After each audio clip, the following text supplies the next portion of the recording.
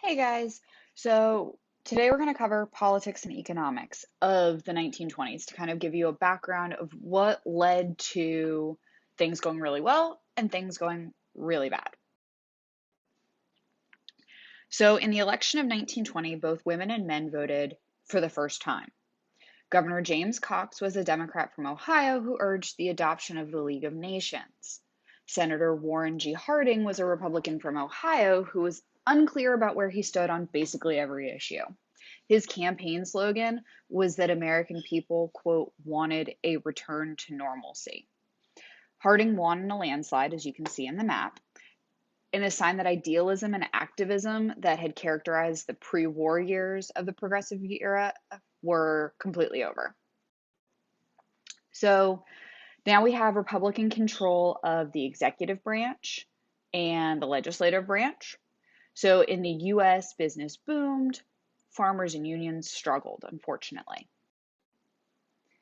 So the Republican business doctrine was that Republican leadership accepted the idea of limited government regulation as an aid to stabilizing business. And we also see regulatory commissions that were administered by appointees more sympathetic to the businesses than the public. This is when you see the Republican Party of today start to come out, where they favor big business more than they favor individuals. Then they also said that the nation would benefit if business and the pursuit of profits took the lead in developing the economy. So Warren Harding was a newspaper publisher in Ohio before he got into politics. He was kind of limited as a leader, but he did appoint able men to his cabinet, people who were very capable of advising him on different things. Um, Supreme Court Justice Charles Evan Hughes became head of state. Herbert Hoover became head of the Department of Commerce. Andrew Mellon became the head of the Department of the Treasury. And William Howard Taft became the Chief Justice of the Supreme Court. Now, Taft's name should sound really familiar to you because he is a former president.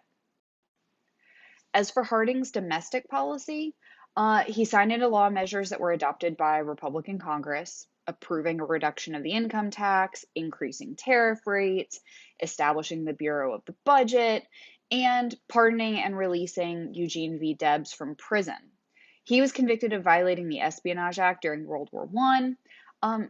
He still ran for president while he was in jail and received 920,000 votes in the 1920 presidential election.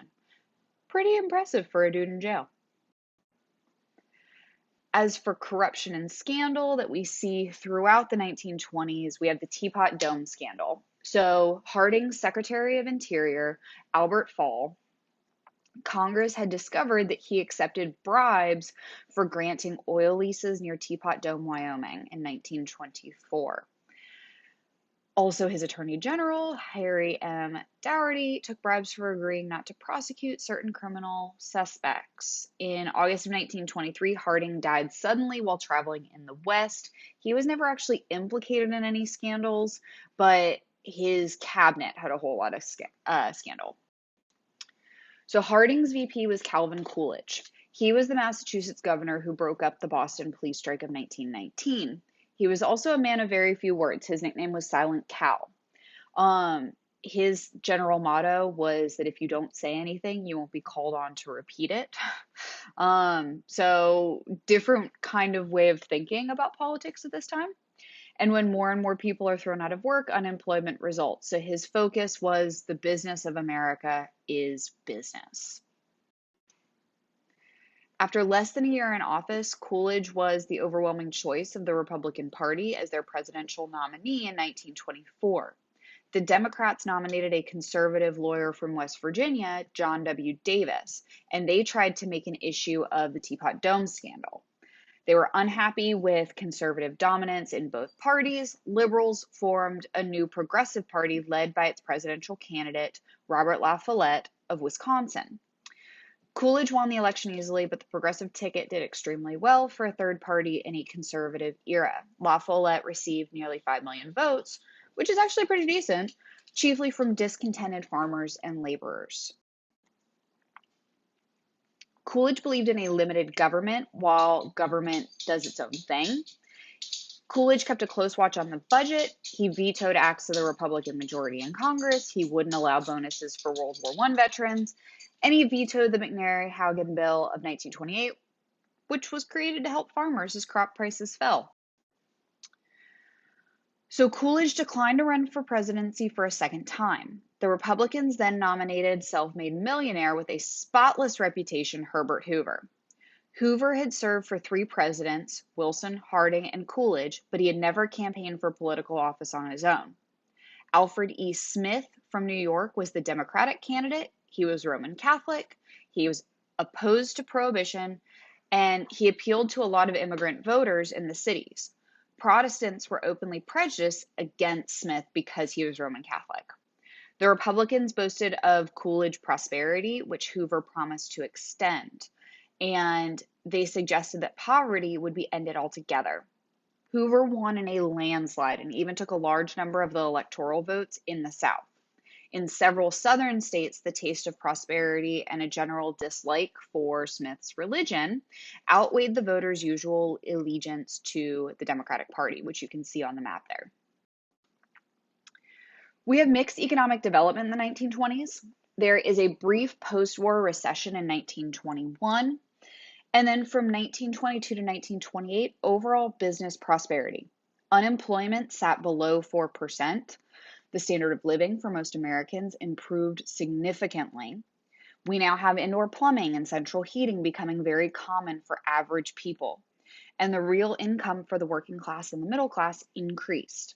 And as many as 40% of US families in both rural and urban areas had incomes in the poverty range, though. Poverty means that they struggled to live on less than $1,500 a year, especially seen in farmers. In October of 1929, we see economic disaster with the nation's worst stock market crash. We have increased productivity in the 1920s where companies made greater use of research, and we have improved methods of mass production thanks to Henry Ford's assembly line. As for energy, we have increased use of oil and electricity. Coal was still used for the railroads and to heat most homes. Oil was used to power factories and provide gasoline for automobiles. In 1900, oil was 3% of US energy. In 1930, oil accounted for 23% of US energy. We now have electric motors in factories and new appliances at home, increasing electrical generation by over 300%. So we see an increase of this use of oil and electricity thanks to it becoming cheaper and easier for the common person to use. Government tended to favor big business. They offered corporate tax cuts, they didn't enforce antitrust laws, and we saw large tax cuts for higher income Americans. We have an imbalance of incomes, large gap growing between the poorest Americans and the richest Americans. And there's increased speculation in the stock markets. So speculation is investment in stocks, property, or other ventures in the hopes of gain, but with the risk of loss. The Federal Reserve had a low interest rate. They relaxed the regulation of banks, which kind of tightened the money supply at the wrong time, which contributed to an overheated economic boom. This consumer economy led to, thanks to electricity, consumer appliances. We now have refrigerators, vacuum cleaners, washing machines, all of these things that we today take for granted, but back then were a huge thing. Automobiles, 1929, we have 26.5 automobiles registered, growing from 1913's 1.2 million. We now have an average of 1 car per family. They replaced the railroad industry as the key promoter of economic growth. We now have steel, glass, rubber, gas, highway construction, depending on these automobile sales. These automobiles allowed Americans to shop, travel for fun, commute for work, and now we have dating. Yes, we have dating where teenagers would go in cars and make out and all that fun stuff. The downside, we now have traffic jams, injuries and deaths on roads and highways. We have an increase in consumer advertising. People are buying on credit. Thanks to this economic boom, we now have these people who are buying more than they can afford, which led to a collapse. We also have chain stores like Woolworths, Sears, the A&P. All of those stores getting created during this time because people had this excess income where they could spend or they could buy on credit.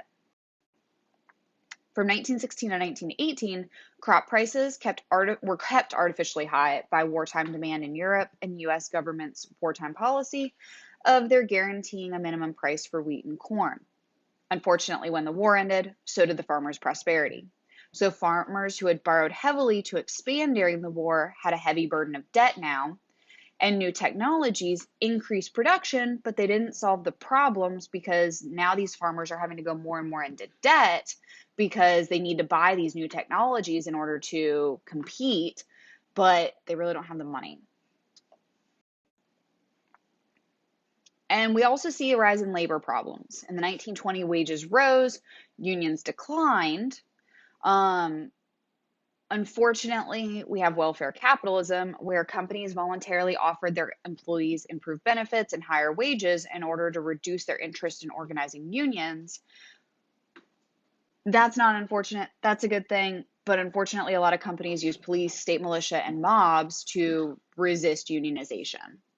And conservative courts routinely issued injunctions against strikes, and they nullified labor laws aimed at protecting workers' welfare.